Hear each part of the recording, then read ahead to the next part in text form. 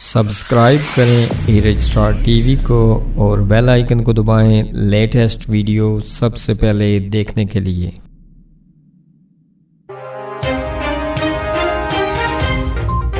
बिस्मिल्लाहिर्रहमानिर्रहीम। अस्सलाम वालेकुम दोस्तों, ई रजिस्ट्रार टीवी पर आपको खुश आमदीद। मीरपुर सेक्टर A1 सादत कॉलोनी मीरपुर में चोरी की वारदात। 2 ख्वातीन समेत 5 अफराद घर में दाखिल हुए। घर में सहन से कुछ सामान ले गए। वाक़यात के मुताबिक 3 ख्वातीन समेत 5 अफराद ने चोरी की। एक मोटरसाइकिल सवार 2 ख्वातीन को घर के गेट पर उतारा, जो सीधा मेन गेट को खोलने की कोशिश करती रही। नाकाम हो के दीवार फलांग कर अंदर जाने की नाकाम कोशिश करती रही। करीब 10 मिनट नाकामी के बाद फिर मोटरसाइकिल सवार 2 मजीद अफराद को लेकर पहुंच गया।